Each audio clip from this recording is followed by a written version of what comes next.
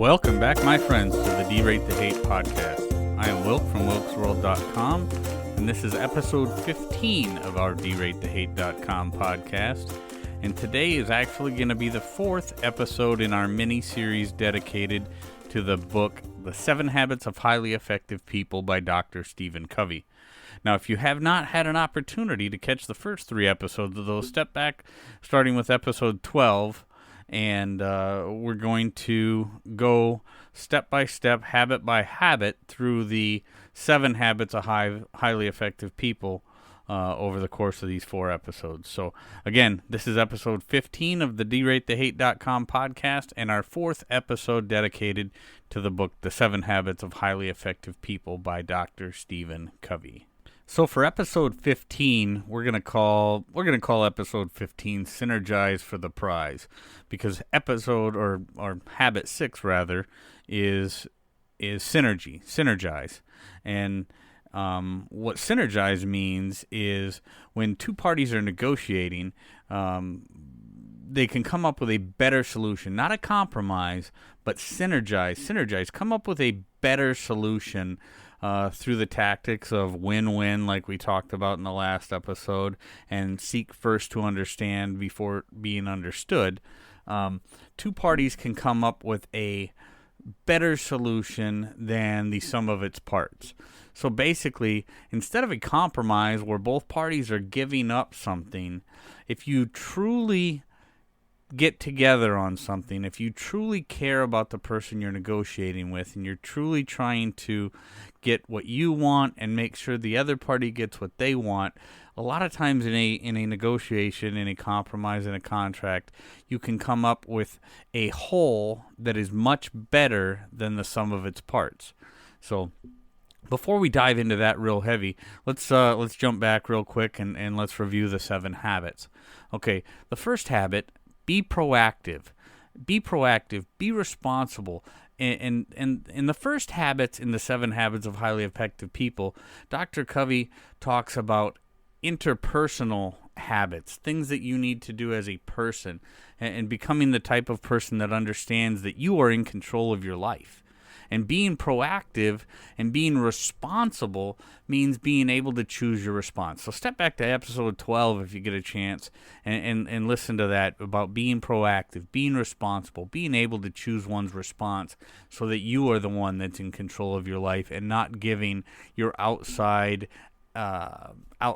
influences control over how you're going to react to things. Then habit 2 is a management principle, and that is building a personal management statement or a personal mission statement, if you will, and beginning with the end in mind.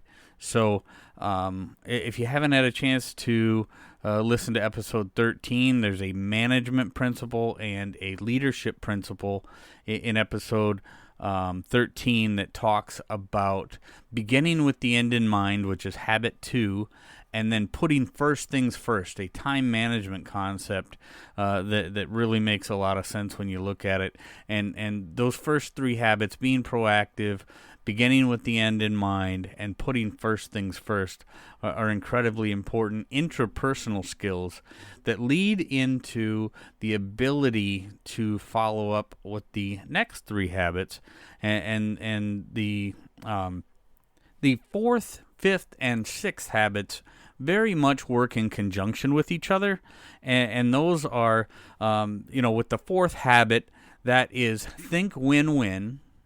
The 5th habit is seek first to understand and then to be understood.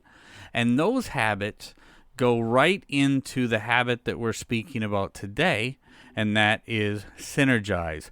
How do we synergize instead of compromise?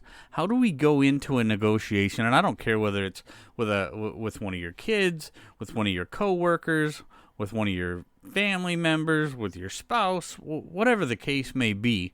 But how do we go into a negotiation and truly synergize? How do we make a better situation, a better end result than simply settling for the result that you wanted or the result that I wanted? How can we come together and come to the not to the middle so much as one would think about when they say compromise, but how do we come together and put what I want together with what you want, and put those pieces together and come up with something that is better than the sum of its parts. And Dr. Stephen Covey comes up with this a great analogy, a great situation where he talks about a couple arguing about wanting one person wants the window open and one person wants the window closed, and the way that you go into this negotiation is not simply by being headstrong and saying, well, I want this window open, so I'm going to work with, I'm going to start from that stance, and that's there. I'm not going any further than that. But he talks about, seeking first to understand and then being understood, but going into that negotiation with a win-win mentality, because I obviously care about what you want, and you obviously care about what I want. So how can we come together and find something that matches both what you want and what I want, and come up with something better than what's original? Why does it mean something better than what's original? Because I obviously care about your desire, and you care about my desire, or we wouldn't be in the negotiation in the first place.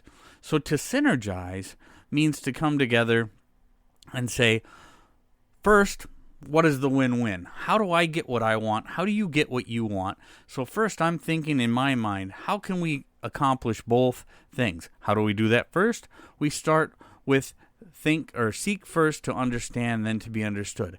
Ask that person you're negotiating with, why is it that you want that window closed? And they're going to say, well, because of the draft, it makes my nose run, makes my whatever the case may be. You get their point, and then you make sure that they understand that you understand what their issue is. And then they ask you, well, what is it? Why is it that you want that window open? Well, because the draft blows all my papers around, and I just want it open. Okay, so how do we come together and find a better solution? I like the fresh air. You want the window closed. Maybe opening the window in the room next door is better, and running a fan so we still get the fresh air. You don't have that direct blast of the cold air coming in from outside, whatever the case may be. And that's very much my words and not his when I paraphrase his example.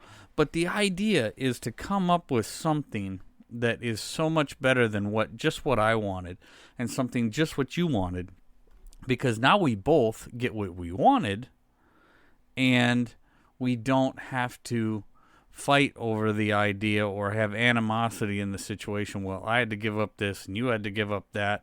Now we've come up with a situation that's better for both parties. And if we go into it, the 7 habits of highly effective people, like I said, the first 3 habits: be proactive, begin with the end in mind, putting first things first. Those are all interpersonal things. Those are things that we need to do in order to make ourselves interdependent upon the world around us, because we first have to become independent and then become interdependent, being able to work with others to get the right thing. Too often in this world nowadays, and you see it every single day, whether it be on the news media or politics or the social media or whatever the case may be, it's all me, and I want this and I want that, and I'm not going to settle for any other opinions but that. We have to get to a point to be highly effective people where we are all right with the world that we present, or the person that we present to the world, the interpersonal skills we get from habits 1 through 3. And then habits 3 through 6 will bring us to a point where we can work in conjunction with others to make things better for everybody. So we have to first get our own house in order. And then next, with habits 3 through 6, acquire that ability to truly synergize, work with people, think win-win. There's far too little of that nowadays. We have to think win-win. We have to understand the people that we are working with. We have to first make them understand that we understand them.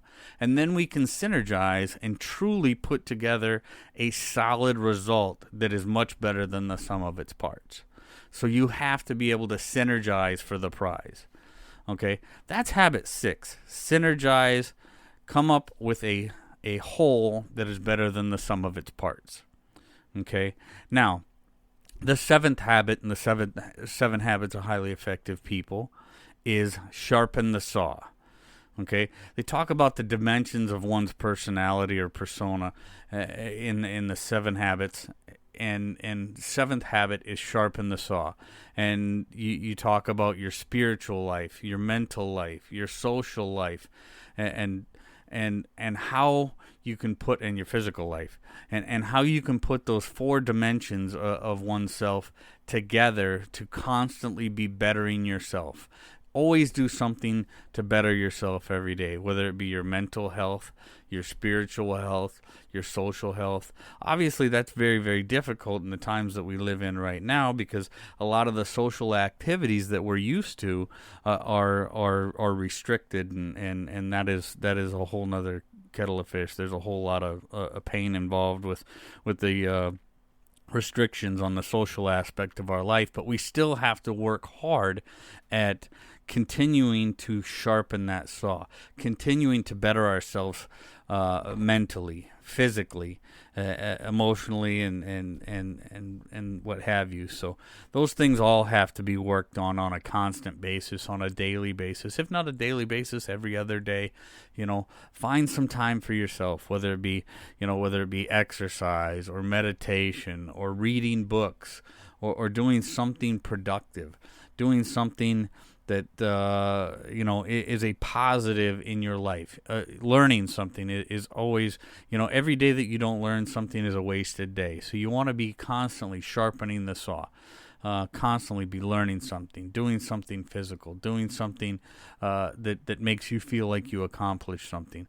Because there's nothing worse for a person than feeling like there is no purpose. Okay, you have to get out there. You have to do things that give you a sense of accomplishment, because if all you're focused on is the fact that you can't do this and you can't do that, and I've not been able to do this and I've not been able to do that, if that's what you're focusing on, your saw is going to become extremely dull, and the duller your saw gets, the harder you're going to work, and the harder you're going to work, the more worn out you're going to be, and it's just a never-ending battle of bad, and that is not where we want to go as people. So sharpen that saw.